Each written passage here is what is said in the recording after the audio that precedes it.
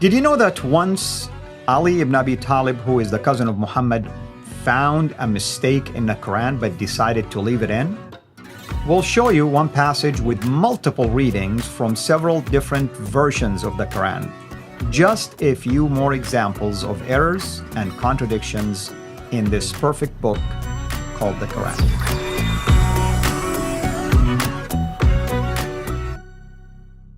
Today we're going to talk about contradictions and errors, or at least errors and contradictions found among different Quran versions. And with me, of course, as always, here virtually in our studios to unpack all of this for us, no other than our brother Rob Christian himself. Rob, welcome back, brother, and we're so excited to have you as always. Thank you. God bless you, dear brother. God bless your ministry and your wonderful team that are allowing us to do what we do. In today's video, again, we are going to show you why no Muslim on this planet should accept this Quran to be called divine. Actually, in this video, we're going yet again prove to you that the Quran of today has been tampered with, has been corrupted by the early Muslims.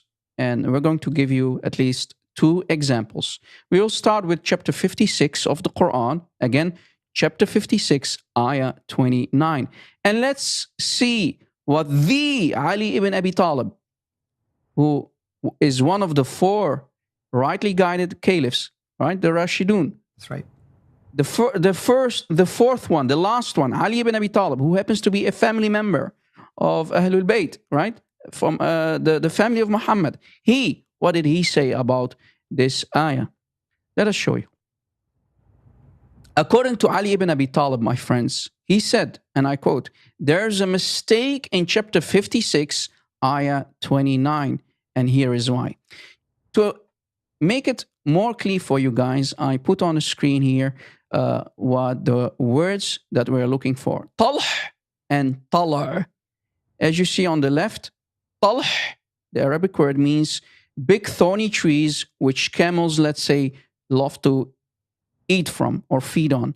You know, these thorny trees, and camels can handle that. They have like a really thick tongue, and they can eat the green stuff on the trees, and they love to eat that. But on the other hand, the word tala, date or pollen sacs, on the right.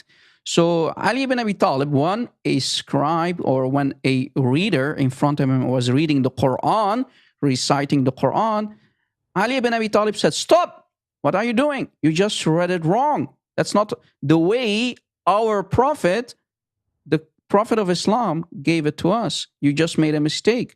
And here is the proof, my friends. In Tafsir al-Baghawi, again, in Tafsir al-Baghawi, for the same chapter, same ayah, chapter 56, ayah 29, we can read, "A well-known tradition, often cited in classical sources, tells us the story of a man, another man, reading the Quran in front of Ali ibn Abi Talib.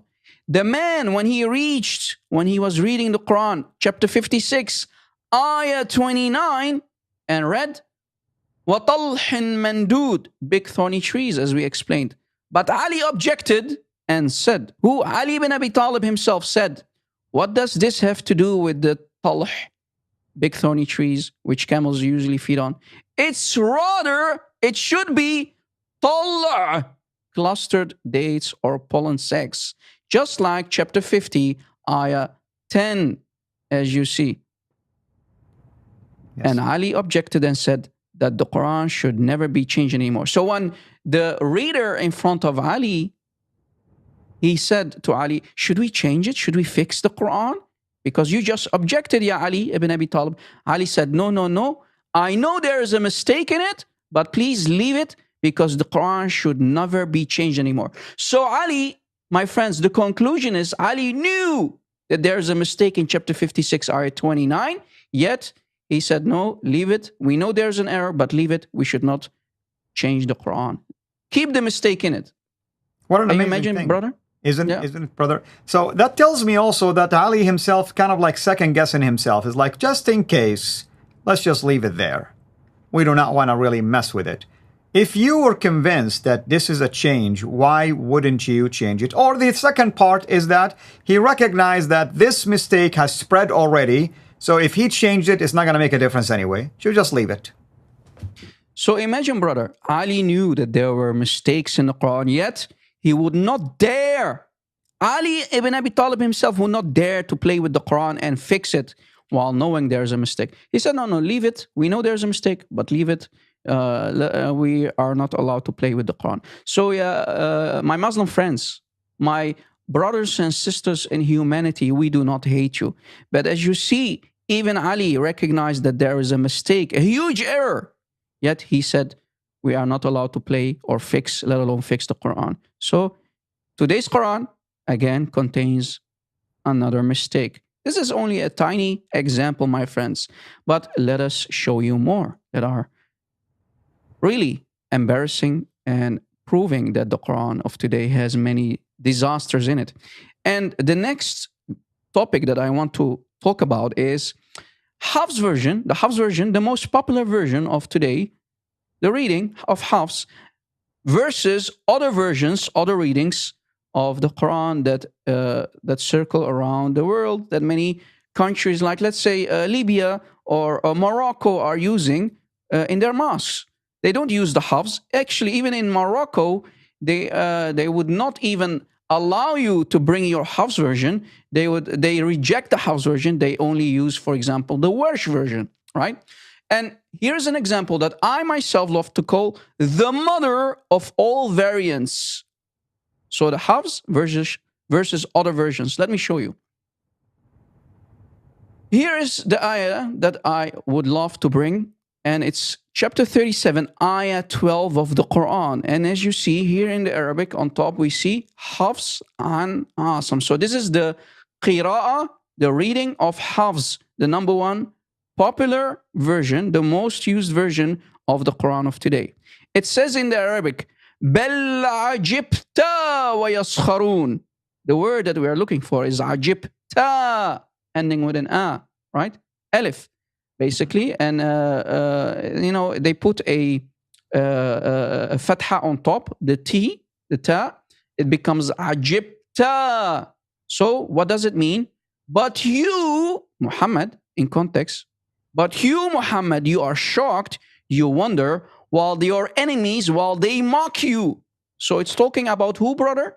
Muhammad. And I want everybody to focus and pay attention on the you.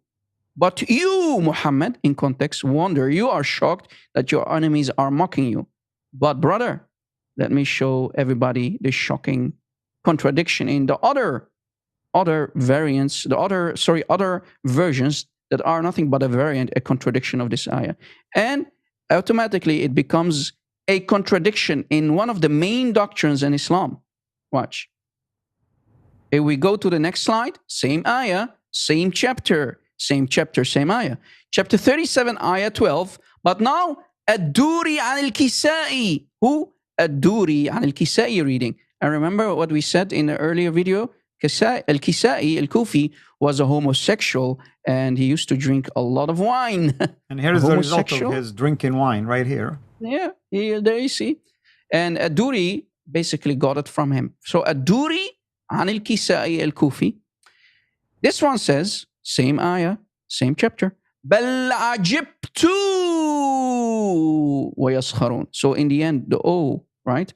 The other vowel on top, the T, the ta. But in context, it's about Allah, not Muhammad. But I, meaning Allah, wonder while they mock. Wait a second. The Hafs version just said that it's Allah, Muhammad who is wondering, who is shocked. But in the Ad-Duri an al-Kisai version, it says Allah. Yeah. And this is a problem in one of the main doctrines. How can Allah be shocked? So clearly, in Ad-Duri's version here, Allah sounds like a human. He is weak. He can be shocked. Right. And basically, the first one is in the second person singular. This one in the first person singular. The first one, a first example, when it's talking about Muhammad, it has the fatha, what we call fatha. and basically in reference to Muhammad. I mean, just the way we read it, ajibta, because there is a fatha in there. The second example, when it's talking about allegedly Allah, it has dhamma, and that's the way you can distinguish now whether it's second person here or first person, at least using it in this grammatical location, technically speaking. So what Brother Rob is saying is, should we take either reading as inspired, basically, and preserved in the preserved tablets in heaven? Or could we assume that Al-Kisai, who is a drunkard, basically made a mistake? So Yeah. that's the question to you, my Muslim friends. You have to decide. Yeah. Let's say Al-Kisai is a homosexual. He cannot be trusted. He is a drunkard, as we proved in an early video. We cannot trust him. What about the following readings? Here, Abu al-Harith an al-Kisai, again, Abu al-Harith an al-Kisai, again, contradicting the Hafs version, not ajibta, but in this case again, bal ajibtu wa yaskharun, but I wonder while they mock. Again, Allah is the one who is shocked, who is wondering. Ya Muslimin, which qira'ah should we take? The Hafs version, or in this case, Abu al-Harith version or qira'ah? Which one is the real Qur'an, Ya Muslimin? And can you just reject Quranic readings? Throw them away? No, because in Islam you have to accept them all. All of them. That's what you said. All of them are the Quran. And we continue. We find the Khalaf version. The Khalaf version, we discussed Khalaf last time. Khalaf an Hamza saying, Bal ajibtu, ending with an O because of the vowel on top. وَيَسْخَرُونَ. But I, again, Allah is shocked. Allah is wondering while the enemies mock him. So which one is it? Is the Hafs correct? Is the Khalaf version correct? Is Abu al-Harith correct? Or the first one that we showed you? Ya Muslimin, we have a disaster here. We have contradictions on top of contradictions. Absolutely. And it seemed like the drunkards agree that it is Ajibtu, at least. It is Ajibtu. So, and we showed you 3, but actually I can show you even more. There are 6, my friend, that I found. 6 different versions, 6 different readings, as the Muslims love to call them, that contradict the Hafs. Absolutely. Yeah. Should we continue with that in the next part and show these examples? No, there's no need. But if you want to show one more, maybe. Yeah. No, we can. Yeah. I don't have the slides here, but I can show them if it's needed. It's no problem. But at least the point is made here that there is a difference between what we call the Hafs, the traditional one, and those other readings. And it's a big difference. One is talking about allegedly Muhammad. The second one is talking about allegedly Allah. So who is it talking about? Muhammad or Allah? Don't tell me it's the same. Unless if you claim Muhammad is Allah, that's a whole different story, obviously. Yeah.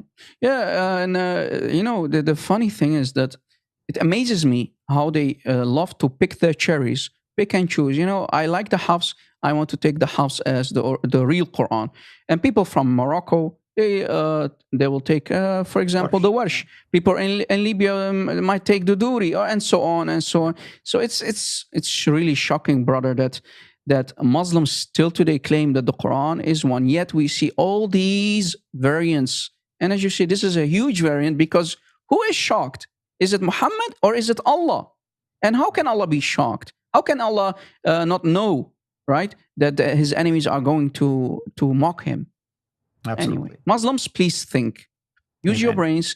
And when you found what we just showed you to be the truth, then I advise you to leave Islam, drop Muhammad, and come back home because your Quran has been corrupted and certainly not preserved, my friends.